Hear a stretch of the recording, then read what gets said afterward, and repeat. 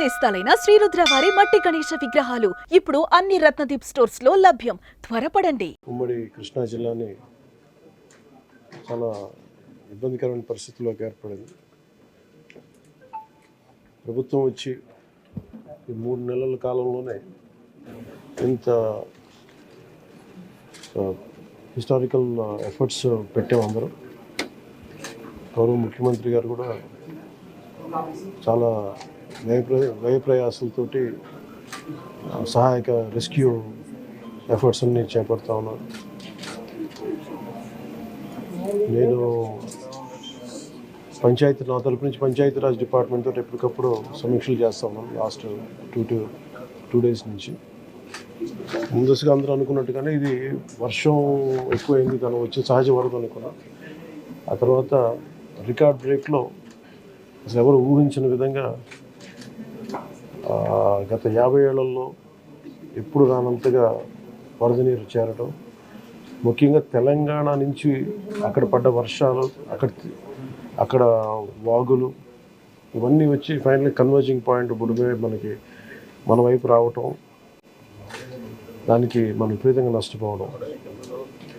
అలాగే ముఖ్యంగా విజయవాడ ఎందుకు ఇంత గురైందని చూస్తే ఇది ఇంత అవుట్లెట్ తీసుకోకపోవటం. బేసిక్గా గత ప్రభుత్వం చేసి ఉండాల్సింది పని కొంచెం దృష్టి పెట్టుండాల్సింది, వాళ్ళు పెట్టలేకపోయారు.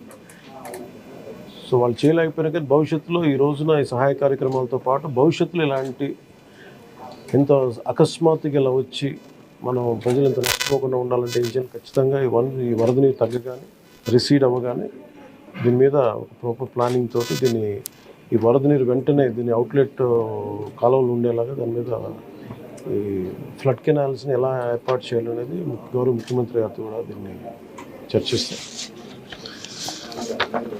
ఇందాక కూడా మాట్లాడుతూ ఉంటే ఇన్ఫర్మేషన్ ఏమంటే బుడమేరుకు సంబంధించి కొంత గత ప్రభుత్వం కంప్లీట్గా విస్మరించింది ఈ ప్రాజెక్ట్స్ని.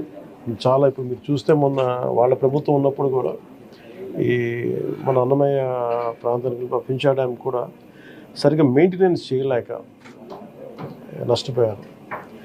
ఒకటి కెపాసిటీకి మించి వరదలు వచ్చినాయి. ఒక్క ఆంధ్రప్రదేశ్ సంబంధించి మన తెలంగాణ నుంచి పడ్డ వర్షం కానీ అవన్నీ కూడా ఇది ఆంధ్రప్రదేశ్కి ఒక ముంపుగా ఏర్పడ్డాయి. దానితోడు ఈ అవుట్లెట్స్ లేవు, ఫ్లడ్ కెనాల్స్ సరిగ్గా నిర్మించుకోలేకపోయాం. ఒకటి మన స్టేట్ బైఫర్కేషన్ నుంచి ఇప్పుడు దాకా మన ఇన్ఫ్రాస్ట్రక్చర్ ఇలాంటి భవిష్యత్తులో జరగకుండా, నగరాలకు ఎలాంటి ముంపు వాటిల్లకుండా ప్రతి నగరాన్ని కూడా దీన్ని అసెస్ చేయాల్సిన అవసరం ఉంది. ప్రస్తుతం విజయవాడని ప్రత్యేక కోణం నుంచి దీని మీద దృష్టి పెట్టాలి. అదొకటి ఈ ఫ్లడ్స్ అయిపోయిన తర్వాత ఆలోచిస్తున్నాం. ప్రస్తుతానికి సిసోడియా గారు చెప్పడం దీన్ని డిజాస్టర్ మేనేజ్మెంట్ హెడ్గా, స్టేట్ డిజాస్టర్ మేనేజ్మెంట్ హెడ్గా ఆయన మా దృష్టికి తీసుకొచ్చింది ఏంటంటే ప్రస్తుతం రిసీడ్ అవుతున్న నీళ్లు పెరగట్లేదు. రేపటికి ఇది మనకి ప్రకాశం బ్యారేజ్లో 5 lakh క్యూసెక్స్కి 5 దాకా వచ్చేస్తుందని చెప్తా ఉన్నారు. సో మేజర్ ప్రమాదం మనం తప్పింది. అది చాలా అదృష్టవశాత్తు ఇది భగవంతుడి కరుణ అనుకోవాలి. ఆల్మోస్ట్ ఒక 10-12 వేల క్యూసెక్లు రీచ్ అయ్యి ఉంటే అసలు టోటల్ అసలు మనం ఊహించిన ప్రమాదం జరిగి ఉండేది. అసలు మన ఎవరో కూడా అన్కంట్రోలబుల్గా జరిగి ఉండేది.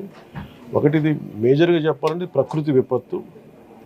ఇంకొంచెం తక్కువ స్థాయిలో మనం డ్యామేజ్ అయ్యి ఉండేది ఒకటి బుడమేరు కనుక గత ప్రభుత్వం సరిగ్గా మెయింటైన్ చేసి ఉంటాయి. ఎందుకంటే వాళ్ళు అన్నీ చిన్న ఇరిగేషన్ ప్రాజెక్ట్స్ కూడా సరిగ్గా కనీసం వాళ్ళు ఈ లాకులు కూడా రిపేర్ చేయలేకపోయిన పరిస్థితులు ఉన్నాయి వాళ్ళకి. సో ఇప్పుడు వాళ్ళని తిట్టి కూడా ప్రయోజనం లేదు. ఎందుకంటే ఇది ముందు మనం ప్రస్తుతం మా చేతిలో ఉన్నది ప్రభుత్వం ఏమన్నా మేము ఏం చేయాలని ఆలోచిస్తామో ఉన్నంతలో మొత్తం కూర్చోబెట్టి దాదాపు ఇండియన్ ఎయిర్ ఫోర్స్ నుంచి, నేవీ నుంచి, హెలికాప్టర్స్ ద్వారా, అలాగే డ్రోన్స్ ద్వారా ఫుడ్ సప్లై అన్నీ చేస్తా ఉన్నాం. అలాగే సహాయ కార్యక్రమాలు ముందుకు తీసుకెళ్తా ఉన్నాం. అలాగే పిఆర్ పంచాయతీరాజ్ నుంచి కూడా దాదాపు 242 టీమ్స్ని ఈ రోజున 262 టీమ్స్ని ఏర్పాటు చేయడం జరిగింది. ఇది వరద ఎఫెక్ట్ కాని జిల్లాల నుంచి ఈ ప్రత్యేకించి మన ప్రిన్సిపల్ సెక్రటరీ గారి ఆధ్వర్యంలో ఇది ముందుకు తీసుకెళ్తా ఉన్నాం. ఈ రెస్క్యూ కార్యక్రమాలకి సుమన్ టీవీలో మీ పర్సనల్ అండ్ బిజినెస్ ప్రమోషన్స్ కోసం కింది నెంబర్కి కాంటాక్ట్ చేయండి.